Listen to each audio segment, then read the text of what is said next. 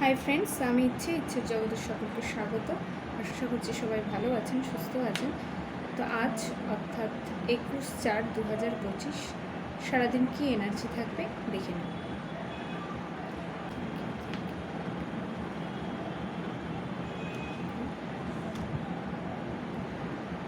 Eight of cups energy, water element, Cancer, Scorpio, Pisces sign. এই মুহূর্তে আপনাদের মধ্যে এমন একটা ভাবনা রয়েছে যে সব কিছু ছেড়ে ছুড়ে চলে যায়, আর কিছু ভালো লাগছে না।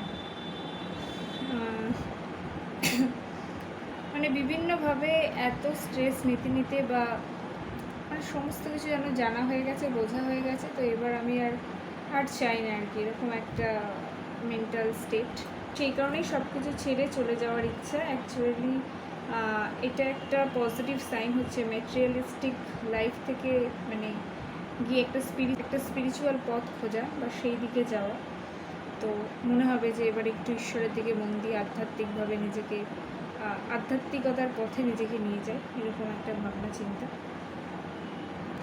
অ্যাকচুয়ালি একটা ফেজ বা একটা সাইকেল এন্ড হচ্ছে এবং নিউ একটা ট্রানজেকশন টাইম চলছে। তো অ্যাকচুয়ালি নাম্বার 8 একটা সিগনিফাই করছে end of a second phase and নতুন কিছু আবার স্টার্ট হবে। অলসো সিগনিফাইং করছে একটা সেকেন্ড ফেজ লাইফের, যে এবং এটার এন্ড হলে আবার একটা নিউ স্টার্ট হবে, নিউ সাইকেলে আপনি প্রবেশ করছেন এবং আপনার ভীষণভাবে নিজের লাইফ, নিজে কী করতে চাইছেন সেইগুলোর প্রতি একটু ধ্যান দেওয়া দরকার। এটা আপনি নিজেও খুঁজছেন যে আমি কী করতে এসেছি বা কী করব। হয়তো আপনি আপনার কেরিয়ার নিয়ে, আপনার হোল লাইফ নিয়ে আপনি খুব উদ্বিগ্ন থাকবেন যে কি হচ্ছে বা কী করব, আগে সব কিছু ছেড়ে মনে হবে চলে যায়। আপনি কোথাও একটা অ্যাকসেপ্ট করে নিয়েছেন যে আপনি আপনার যে রিয়েল যে বাস্তবতাটা, যেখান থেকে আপনি বিলং করছেন বা কী, এবং সেই কারণেই হয়তো একটা মানসিকভাবে একটু বিরক্তি, ভেঙে পড়া, কারো ব্রেকআপ হয়ে থাকতে পারে, আপনি কেরিয়ার চেঞ্জ হতে পারে, এবং এমনও হতে পারে যে হয়তো আপনি সমস্ত কিছু ছেড়ে কোনো একটা হয়তো ধর্মস্থানে বা স্পিরিচুয়াল ট্রিপ এদিকে আপনি যেতে চাইছেন, এগোচ্ছেন।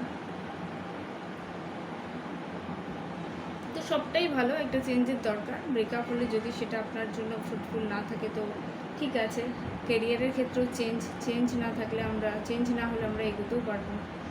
অ্যান্ড স্পিরিচুয়াল ট্রিপ যদি হয় সেটা তো খুবই ভালো, এবং এখানে ভীষণভাবে ইন্ডিকেট করছে এটা যে কোথাও আপনি যে একটা বিরক্তিকর সিচুয়েশনের মধ্যে রয়েছেন বা মেন্টাল যে স্টেট, সেটা থেকে আপনি মুক্তি পাবেন। অ্যান্ড মানি বা আর্থিক জায়গাটা বলবো যে এই সময়টায় আপনাকে ফোকাস করতে বলা হচ্ছে যে আপনার কী কী অ্যাসেট আছে সেগুলোতে। এবং আপনি যদি চান যে আপনি লাইফে গ্রো করতে, তাহলে আপনাকে নিজের সাথে নিজের মন, হৃদয়, মানে সম্পূর্ণ এনার্জির সাথে আপনাকে কমিট করতে হবে। মানে হচ্ছেই হবে, করবো এরকম ভাবনা হলে হবে না। আপনাকে ফুল দমে একদম নিজের সাথে লেগে পড়তে হবে যে আমাকে করতেই হবে। লাভ লাইফের ক্ষেত্রে আমি দেখছি একটা রিলেশনশিপে কোথাও কমিটমেন্ট নেই, সেটার অভাব, এবং খুব একটা ভালো জায়গায় নেই, অনেকেরই ব্রেকআপ হয়েছে। তো আজকের দিনটা তো ওরকম মানসিক জায়গাটা ঠিক মানে দেখতে পাচ্ছি না।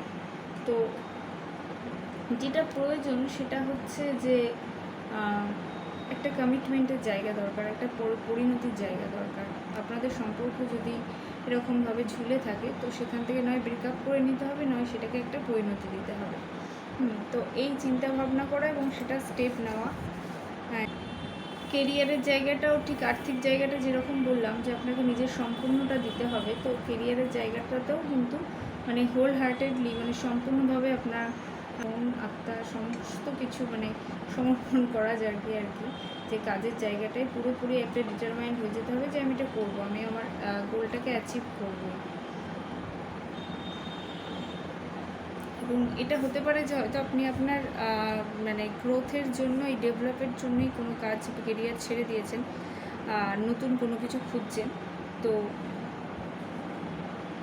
আর যারা নিজের কাজের জায়গাটা, কেরিয়ার নিয়ে ঠিক স্যাটিসফাই নন, একটা ঝোলাঝুলির মতো করবো না, ছেড়ে দেবো, এরকম জায়গায় রয়েছেন, তো বলবো হ্যাঁ আপনি চেঞ্জ করে নিতে পারেন এই আজকের দিনটা যদি কোনো ডিসিশান নেন, এবং নেক্সট আপনি কোনো কিছুর জন্য ট্রাই করুন, পেয়ে যাবেন।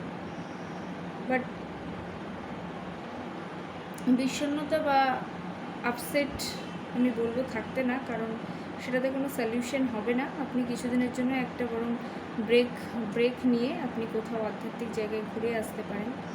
এবং যাদের ব্রেকআপ রয়েছে তাদেরও সবারই একটা সাইকেল বললাম যে এন্ড হচ্ছে, তো একটা নিউ আবার স্টার্ট হবে। তো মানে আজকের দিনটাতে কি মানসিক জায়গাটা অনেকটাই একটু বিচলিত ভাব থাকতে পারে, তবে সেই জায়গাটা আমি যেরকম বললাম যে কেরিয়ারের জায়গাটা আপনাকে চুজ করে নিতে হবে, লাভ লাইফের জায়গাটাও আপনাকে একটা স্থির মেডিটেশন করুন, প্রচুর মেডিটেশন করে আপনি যখন একটা কিছু ভাবনা চিন্তা করছেন তারপরে যে স্টেপটা ফেলবেন তার আগে আপনি মেডিটেশন করুন, তাহলে আপনার নিজের সাথে নিজের ক্লিয়ারেন্সটা ঠিক থাকবে। আমার আরেকটা কার্ড নিতে ইচ্ছা করছে, তো আমি দেখবো যে আর কি পাচ্ছি, আর কি করতে পারি, বা যাদের কাছে ঠিক ক্লিয়ার হচ্ছে না। লাস্ট কার্ডটা নিলাম, 5 অফ সোর্ড এনার্জি। আচ্ছা, পারিবারিক অশান্তি ঝামেলা থাকতে পারে, কাজের জায়গায় কোনো সমস্যা থাকতে পারে, তো সেগুলোকে যতটা সম্ভব ওভারকাম করব, এবং যদি সেখান থেকে না বেরোতে খুবই সমস্যা হয় তখন আমাকে সেই জায়গাটা ছেড়ে দিতে হবে। নেক্সট দুটো কার্ড এসছে আমার কাছে, page of wands, wow, and 10 of cups. আমি একটা কার্ডই নিয়েছিলাম বাট দুটো চলে এসছে, আজকে 4টে কার্ড রিড হচ্ছে। ওকে, ইটস ওকে, যেরকম ইচ্ছে ইউনিভার্সে।